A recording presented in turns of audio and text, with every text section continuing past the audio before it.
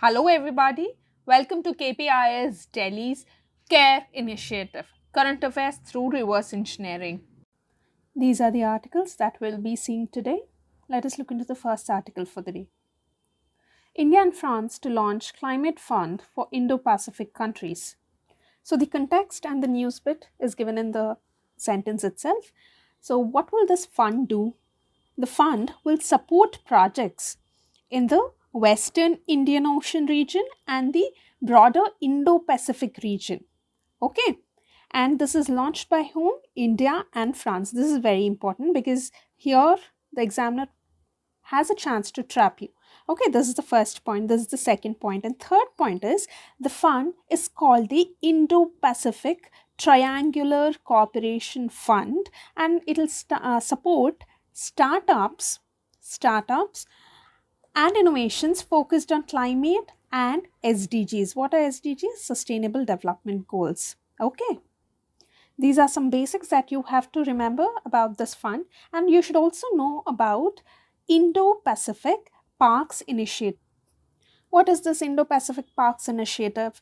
It is part of India-France strategic partnership, which also includes the International Solar Alliance, which we are very familiar with.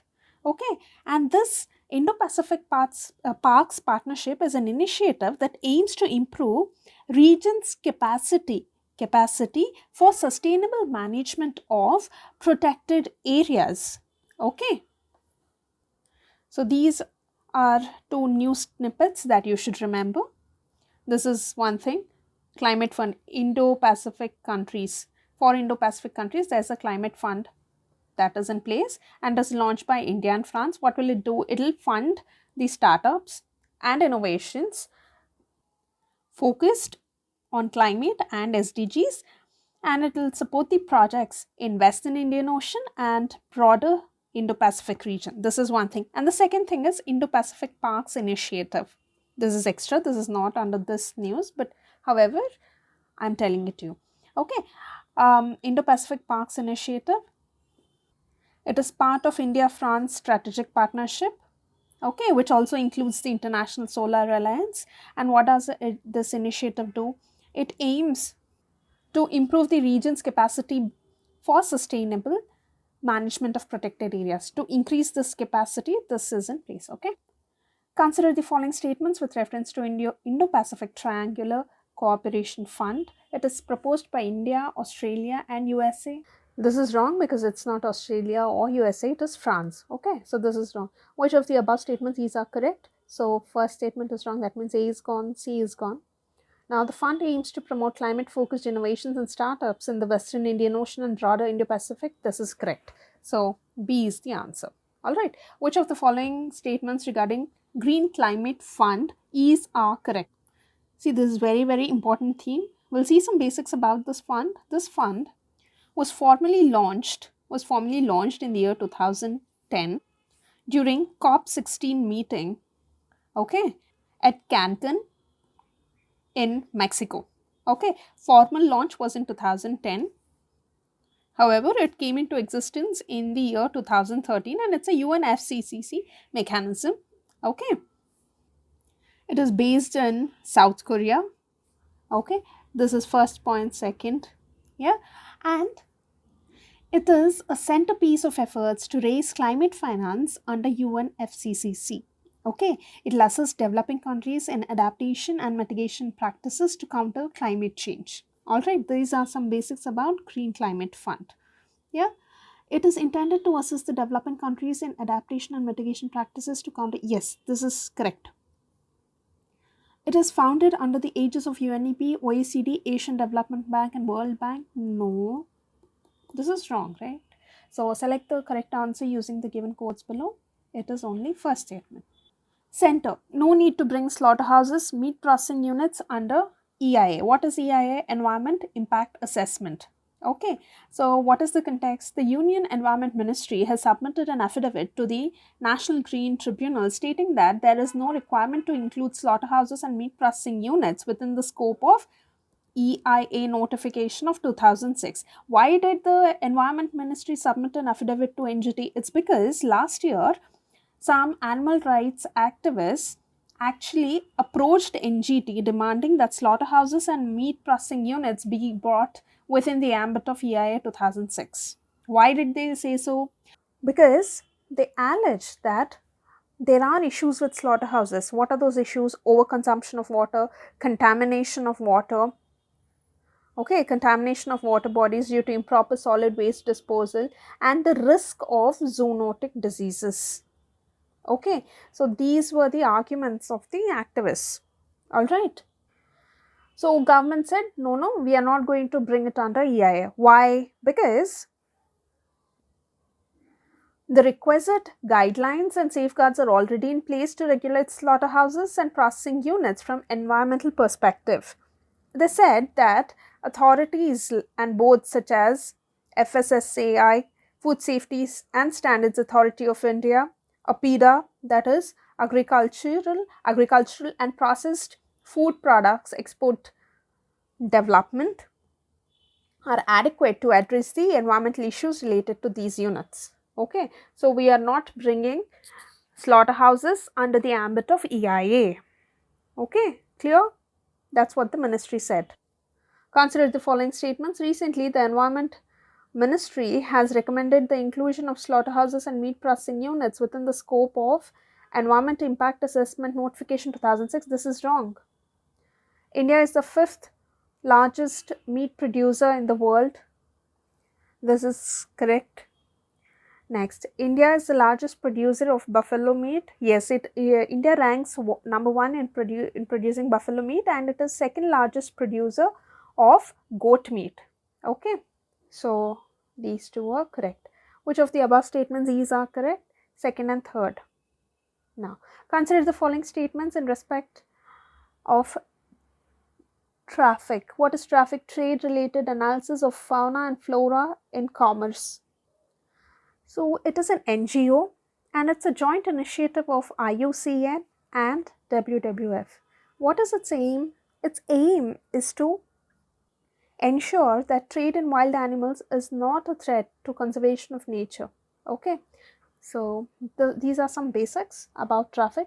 Now, traffic is a bureau under UNEP? No, this is wrong. We've just seen it is not under UNEP. The mission of traffic is to ensure that trade in wild animals is not a threat to the conservation of nature. This is true.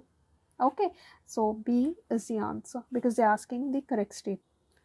India EFTA, Trade and Economic Partnership Agreement. Okay, so India has entered into a trade and economic partnership agreement with whom? With EFTA. Okay, what is EFTA? It's European Free Trade Agreement. Now, what is the significance of this one? The significance is that this is the first free trade agreement with a European country and the Western world. Okay, and you need to know some basics about EFTA. We have seen in the previous care videos, but I'll repeat it now. What is EFTA and some basics about it for prelims. Okay, see, EFTA is a culmination of 4 countries: Iceland, Liechtenstein, Norway and Switzerland, and it was established in the year 1960 as an alternative trade bloc for those European states that were unable or unwilling to join European Union. Okay, so these countries are not part of EU but have access to its single market through various agreements, and if we go by the statistics, EFTA is India's 9th largest trading partner. Okay, so what will we trade in? See, India, the main items India exports to EFTA are pharmaceuticals, machinery, jewelry, gems, chemicals and textiles. And what will we import from them? Machinery, chemicals, precious metals and medical instruments. Okay, and this agreement actually aims to simplify procedures which could help Indian and EFTA businesses to expand their operations. Okay, and from these 4, Norway and Switzerland went a step ahead and have also committed to allow highly skilled Indian professionals to move as intra-corporate transferees subject to obtaining work permits. Okay, and one more benefit for India is that Norwegian market will be open for yoga instructors and practitioners of traditional medicine, subject to compliance with Norway's legal framework. Okay, these are some basics. Consider the following statements with regards to India EFTA Trade and Economic Partnership Agreement. TEPA sets a target of attracting $100 billion in investment from EFTA countries into India. Yes, this is one of the targets that is set, and this will create 1 million jobs over next 15 years. This is correct. All countries of EFTA have committed to allowing highly skilled Indian professionals to move as intra-corporate transferees with no need of obtaining work permits. No need to obtain work permits. This is like ridiculous, right? So this is wrong. And also not all countries, it is Norway and Switzerland. Okay, they've committed to allow highly skilled Indian professionals to move as intra-corporate transferees subject to obtaining work permits. So first half is also wrong, second half of the statement is also wrong. So this is wrong. Which of the above statements is are correct? The first statement is right. Broad-based trade and investment agreement, BITA, is sometimes in the news in the context of negotiations held between India and. So the context of giving this question is 10 years of this BTIA. Okay, because in 2007, India and EU began negotiations on a broad-based bilateral trade and investment agreement, that is BTIA. Okay, so it is related to European Union, and exactly in 2017 they've given the question. Okay, because this is very important. EU is a very important theme. Startup Mahakumbh. So as the name suggests, it is one of the biggest events showcasing the startup ecosystem of India and is going to start from 20th of March at Bharat Mandap in New Delhi. Okay. It is an initiative led by industry giants such as Assocham, NASSCOM, okay, NASSCOM, and Bootstrap Incubation and Advisory Foundation, and India Venture and Alternate Capital Association. And this 3-day event is also supported by Department for Promotion of Industry and Internal Trade, that is DPIIT. And some statistics about startups in India. India has emerged as the third largest ecosystem for startups globally as of in the year 2023, that is stats taken till 2023. This is the scenario. Okay, India has emerged as the third largest ecosystem for startups globally, and India ranks second in innovation quality with top positions in quality of scientific publications. Okay, now consider the following statements with reference to startups in India. India has emerged as the largest ecosystem for startups globally, not largest, third largest. Okay. Startups in India face challenges in attracting investors and obtaining venture capital. Yes, this is true. What is venture capital? Venture capital is a form of private equity and type of financing for startup companies and small businesses with long-term growth potential. Usually, venture capital comes from investors, investment banks, and financial institutions. All right. Which of the above statements is correct? Second statement is right. What does the term venture capital mean? Okay, a short-term capital provided, it's not short-term. As we said, it is for long-term growth potential. A long-term startup capital provided to new entrepreneurs. Yes, this is correct. Exercise Tiger Triumph 2024. Okay, now what are we supposed to know from 4 prelims? One, that exercise Tiger Triumph is in between India and USA. Okay, it is a bilateral, that is in between two countries. Bilateral tri-service. What is tri-service? All three wings of services will participate. Okay, now it's a bilateral tri-service exercise, and where is it happening? It is happening in the eastern seaboard in the USA. It is happening in the eastern seaboard in the USA. Okay. It is, as I said, it's a bilateral tri-service exercise, for humanitarian assistance and disaster relief. Now, what are the other exercises in between India and USA? One is Yudh Abhyas. Okay, it is the largest running joint military training and defense cooperation endeavor between India and the US. Yudh Abhyas is one. Next is Vajra Prahar. Vajra Prahar. It's a special forces exercise. Next is Red Flag.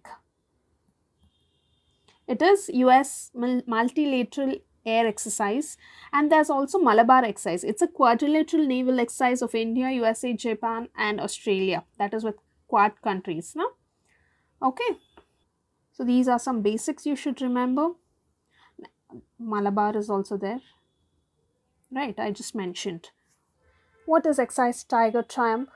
A joint military exercise between India and the United States focused on counter-terrorism operations? No. A bilateral tri-service humanitarian assistance and disaster relief exercise between India and the United States? Yes, this is correct. Where did the GMAX 23 exercise took place? It is in Visakhapatnam. What is GMAX? GMAX is a Japan-India maritime exercise. Okay. And it happened in Visakhapatnam in 2023. This is it for today. All the best.